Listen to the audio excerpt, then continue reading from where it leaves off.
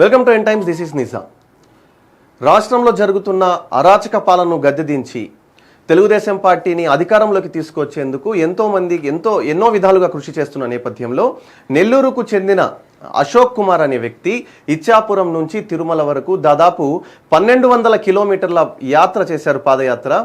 35 రోజుల పాటు నిర్విఘ్నంగా సాగిన ఈ యాత్ర ఇచ్చాపురం నుంచి కూడా తడ నుంచి తిరుమల కొండ మీద వరకు సాగి కూడా ఆయన పాదయాత్రగా వెళ్ళి దేవుడికి మొక్కుకోవడం ఏంటంటే ఎలాగైనా సరే ఈసారి 2024 ఎన్నికల్లో ఖచ్చితంగా చంద్రబాబు నాయుడిని ముఖ్యమంత్రి చేసుకోవాలన్నది ఆయన లక్ష్యంగా ఆయన చెప్తున్నారు. అయితే ప్రస్తుతం మనతో అశోక్ కుమార్ ఉన్నారు, ఆయనతో ఒకసారి మాట్లాడదాం. అశోక్ కుమార్ పిలవండి, రండి. రైట్, చెప్పండి అశోక్ కుమార్, అసలు మీకు ఈ ఆలోచన ఎలా వచ్చింది? మామూలుగా మనం చంద్రబాబు నాయుడు గారు సీఎం అవ్వాలని ఈ రాష్ట్రం కోసం అంటే కొంతమంది ఫ్లెక్సీలు వేస్తుంటారు, వాళ్ళ అభిమానం అనేక విధాలుగా చాటుకుంటుంటారు. మనం ఇట్లా వీటన్నిటికీ భిన్నంగా ఈరోజు మన రాష్ట్రంలో జరుగుతున్న పరిస్థితులు బట్టి ఏదైతే నా పేరు అశోక్, మనది ఇక్కడ నెల్లూరు జిల్లానే, ఎక్కువగా ఎప్పుడైతే ఈ జగన్మోహన్ రెడ్డి సీఎం అయిన టాంచి ఎక్కువ ఈ బడుగు బలహీన వర్గ వాళ్ళు బాగా దెబ్బతిన్నారు. ఎవరైతే ఎస్సీ ఎస్టీ బీసీ మైనార్టీలు ఉన్నారో వీళ్ళు అనేక పథకాలు, మనకు రాజ్యాంగంలో ఉన్నప్పుడు అనేక పథకాలు వీళ్ళందరికీ వచ్చేటట్టు సెట్ చేసి పెట్టిన రాజ్యాంగాన్ని కూడా మార్చేసి ఏదైతే వీళ్ళు సప్లాన్ నిధులు ఇట్లాంటివన్నీ ఈ రాష్ట్రం స్వార్థపూరితం మళ్ళీ ఇంకోసారి రాజకీయంలోకి రావాలని అంటే వాళ్ళకి కేటాయించిన డబ్బులు వాళ్ళకి ఖర్చు పెట్టకుండా ఈ స్వలాభాల కోసం వాడుకుంటూ ఉన్నారు.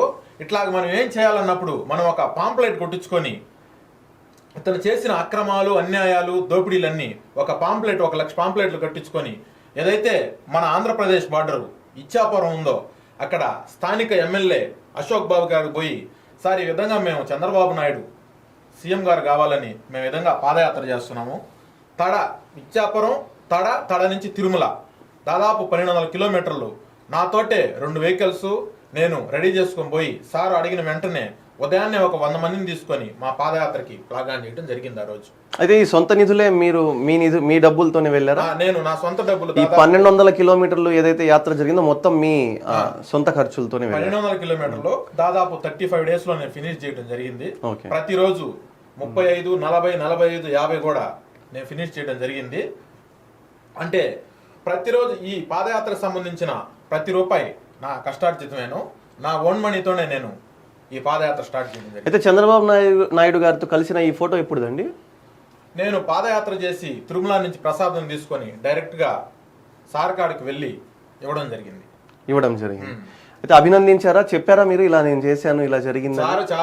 సార్ ఆ రోజు యాక్చువల్లీ హోమంలో ఉన్నాడు. హోమం నుంచి ఆ రోజు అనేక మందికి కూడా అపాయింట్మెంట్ ఉన్నా కూడా క్యాన్సిల్ చేసి మమ్మల్ని లోపలికి తీసుకుపోవడం జరిగింది. అదేవిధంగా నువ్వు మంచి హార్డ్ వర్క్ చేసావు, నీ భవిష్యత్తు బాగుంటుందని కూడా మనకు సార్ హామీ ఇవ్వడం జరిగింది. అది రైట్. ఇందాక మనం ఇక్కడ ఫొటోస్ కనుక చూస్తే ఏవైతే ఫొటోస్ ఉన్నాయో ఇది ఎక్కడ? ఇది తిరుమలలో జరిగింది. Tirumala final day. ఇది ఫైనల్ డే. ఓకే. ఇది నాయుడుపేటలో ఉన్నప్పుడు. రైట్. ఇది ఎక్కడ? గూడూరులో పాస్యం సునీల్ కుమార్ ఉన్నారు. Okay, right. ఇది గూడూరే.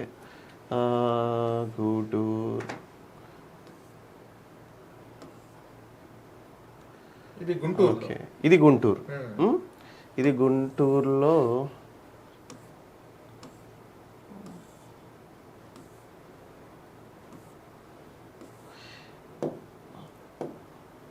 గౌతు శిరీష పలాస. అంటే మనకి వీళ్ళందరూ ఎందుకు టచ్ చేయడం జరిగిందంటే మన అక్కడ స్థానిక ఎమ్మెల్యే ఇచ్చాపురం అశోక్ బాబు గారు మనకు ప్లాగాన్ చేయడంతో అంటే ప్రతి కాన్స్టిట్యున్సీ మనం దాదాపు 80 కాన్స్టిట్యున్సీలు టచ్ చేసాము.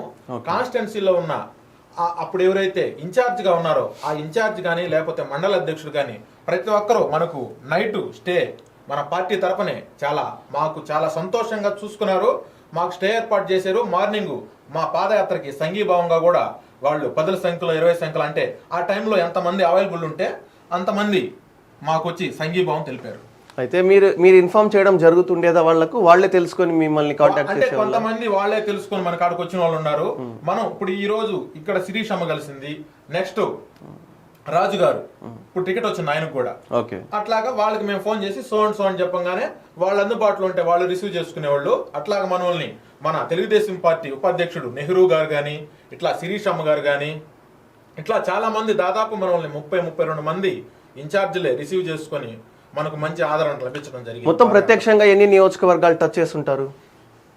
80 నియోజకవర్గాలు టచ్ చేసి 80 నియోజకవర్గాల్లో 80 నియోజకవర్గాలు 10 జిల్లాలు 80 నియోజకవర్గాలు. ఓకే. ఇది ఎక్కడ? ఇది అక్కడ సరదాగా పిల్లలతోటే ఈవినింగ్ టైం శ్రీకాకుళం జిల్లాలో. ఇది శ్రీకాకుళం. ఓకే. ఇవేనా మీ వెహికల్స్? ఈ ఆటో, ఈ కారు, ఈ ఆటోస్. ఇది కూడా మీదేనా? ఇది కూడా. ఈ రెండు. ఓకే.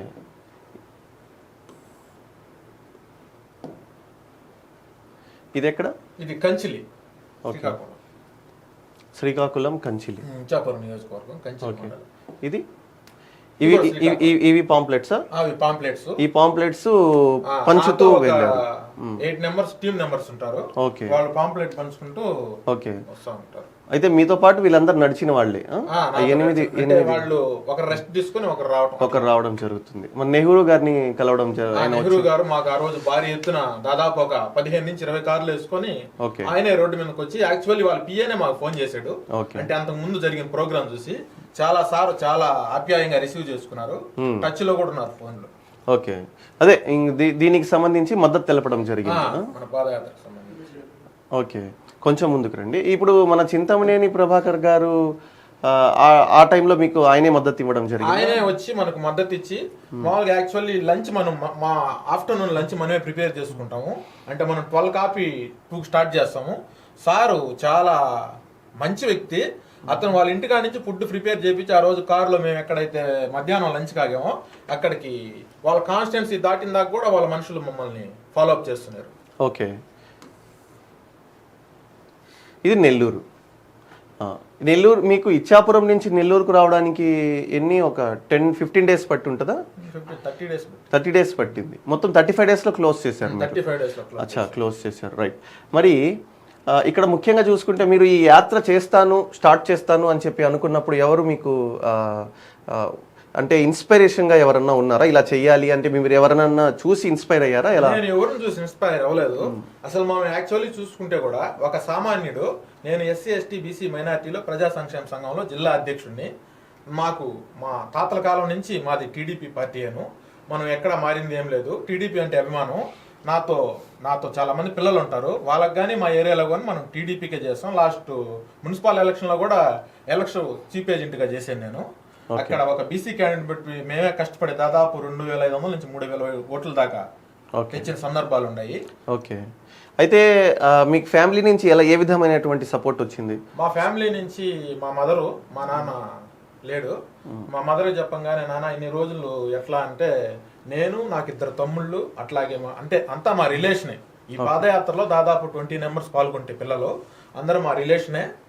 మేమే పాదయాత్ర చేసాము. మన ఎవరైతే మన సోమిరెడ్డి చంద్రమోహన్ రెడ్డి గారు ఉన్నారో, తెలుగుదేశం పార్టీ జిల్లా పెద్ద, ఆయనకి సార్ ఈ విధంగా చేస్తాం సార్ అని చెప్పడం జరిగింది. అదేవిధంగా నాది రూరల్ కాన్స్టిట్యున్సీ, సేదర్ రెడ్డికి కూడా చెప్పడం జరిగింది. ఓకే అని చెప్పారు. అట్లాగా మన సోమిరెడ్డి గారి ఆశీర్వాదం తీసుకొని పోయాము. అలా జరిగింది. అయితే ఇక్కడ మరొక విషయం ఏంటంటే, యాత్రలో మీరు ఎప్పుడైతే నిర్విరామంగా నడుస్తూ ఉన్నారో, జనరల్ గతంలో ఒక సంఘటన చూసాం. పుంగనూరులో శ్రీకాకుళానికి చెందిన 2 సైకిల్ మీద తెలుగుదేశం పార్టీకి మద్దతు తెలుపుతూ చంద్రబాబు నాయుడు అరెస్టు సమయంలో అనుకుంటా వస్తున్నప్పుడు, అక్కడ పెద్దిరెడ్డి రామచంద్రారెడ్డికి చెందిన తన అనుచరుడు అక్కడ వాళ్ళని చొక్కా ఇప్పి అలా వాళ్ళ మీద దురుసుగా ప్రవర్తించడం జరిగింది. తర్వాత అతన్ని అరెస్ట్ చేయడం కూడా జరిగింది. ఇటువంటి సంఘటనలు ఏమన్నా ఎదురయ్యాయా? మనకు యాక్చువల్లీ మనం టచ్ చేసింది ఓన్లీ హైవే.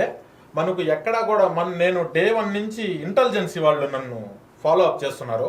అంటే మనం అక్కడ స్టార్ట్ అయిన తర్వాత ఇంటెలిజెన్సీ ఎస్ఐ వచ్చి మనం వాట్ ఈజ్ వాట్ అని మనల్ని అడిగి ఎవరు ఎక్కడ ఏందని వాళ్ళు ప్రతిరోజు ఈవినింగ్ మనల్ని మానిటర్ చేస్తూ ఉన్నారు. అట్లాంటి ఇబ్బందికర పరిస్థితులు అయితే మనం పాదయాత్రలో ఎక్కడా ఎదుర్కోలేదు. ఓకే. మనం అన్నిటికీ రెడీ అయ్యే పోయాం. అంటే యాక్చువల్లీ మనం పాదయాత్ర చేసే టైంలో కూడా ఏదైతే ఈ రాక్షస పాలన జరుగుతుందో, ఇది చాలా ఉధృతంగా ఉంది. అంటే రోడ్ల మీద ప్రశ్నించినా, వాళ్ళ గురించి ప్రభుత్వం గురించి మాట్లాడినా, వ్యతిరేక విధంగా మాట్లాడినా, దాడులు చేయటం మనం అనేక చూసాము. వాటన్నిటిని లెక్క చేయకుండానే మనం దేన్నైనా ఫేస్ చేసే గట్స్ ఉంటేనే పాదయాత్ర చేయాలా. అదే గట్స్తో ముందుకు పోయాను నేను. రైట్. ఫైనల్గా మీరు ఏం చెప్పాలనుకుంటున్నారు? అంటే మీరు దాదాపు 80 నియోజకవర్గాల్ని టచ్ చేశారు కదా. ఈ 80 నియోజకవర్గాల్లో కూడా ప్రజలను మీరు కలిసి ఉంటారు. ఫైనల్గా ప్రజానాడి ఏ విధంగా ఉందని చెప్పి మీరు అనుకుంటున్నారు? ప్రజానాడి ఏ విధంగా ఉందంటే, మనం పాదయాత్ర స్టార్ట్ అయినప్పుడు నేను 100 నుంచి 120 సీట్లు ఆంధ్రప్రదేశ్లో టీడీపీకి వస్తాయనుకున్నాము. అప్పుడు ఉమ్మడి అంటే ఏదైతే ఇప్పుడు కూటమి ఏర్పడిందో, మేము పాదయాత్ర చేసే టైంలో December 28 స్టార్ట్ చేసాము. January 6కి నా పాదయాత్ర అయిపోయింది. ఏదైతే February 6కి నా పాదయాత్ర అయిపోయింది. ఏదైతే అప్పుడు కూటమితో సంబంధం లేకుండానే 120, 125, 130 దాకా రీచ్ అవుతుంది అనుకున్నాము.